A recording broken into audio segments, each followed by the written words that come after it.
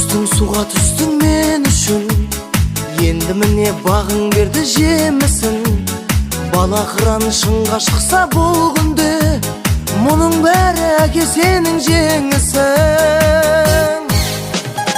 Анашымды отырғызып жаныңа, той берейін салып ала ханыма.